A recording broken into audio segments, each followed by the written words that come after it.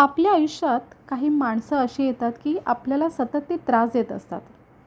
बाहेरच्या लोकांना मात्र नेहमी एकच प्रश्न पडतो की इतका त्रास ही सहन का करते?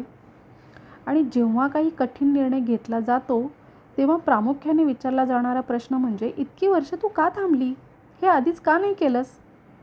आपण पण स्वतःला मूर्ख समजायला लागतो. माझ्या आयुष्याचा मी वेळ वाया का घालवला? पण खरं तर प्रत्येक निर्णयाची एक वेळ असते. माझी एक मैत्रीण आहे जी काउन्सलर आहे. माझ्या या त्रासाबाबत मी जेव्हा तिच्याशी बोलले तेव्हा तिने मला एक खूप सुंदर उदाहरण दिलं. ती म्हणाली, समज तुला खूप भूक लागली आहे. तू एक भाकरी खाल्लीस पण अजून भूक भागली नाही.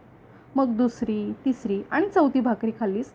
चौथी भाकरी संपल्यावर तुला वाटलं बस आता अजिबात खायचं नाही. याचा अर्थ असा होत नाही की त्या चौथ्या भाकरीमुळं तुझी सगळी भूक संपली. नाहीतर तू आधी 3 भाकऱ्या खाल्ल्या आहेस. ती चौथी भाकरी पहिली असती तर कदाचित तू अजून 3 भाकऱ्या खाल्ल्याच नसत्या. त्या आधीच्या 3ही भाकऱ्यांचा वाटा तितकाच महत्त्वाचा होता. अगदी तसंच आयुष्यातही असतं. एखादा निर्णय लगेच नाही घेता येत. अनेक वर्षाचा संघर्ष, असंख्य वेदना, तडजोडी, प्रयत्न आणि सहनशीलता सर्व काही संपलं की मग आपण तिकडे वाटचाल करतो.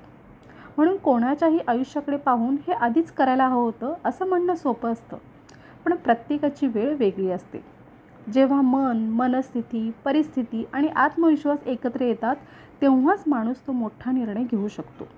कारण प्रत्येक गोष्टीची एक योग्य वेळ असते आणि ती वेळ आली कीच बदल घडतो. पटलं तर मला तुमचे मत नक्की कळवा. कदाचित तुमचे मत वेगळेही असू शकते. धन्यवाद.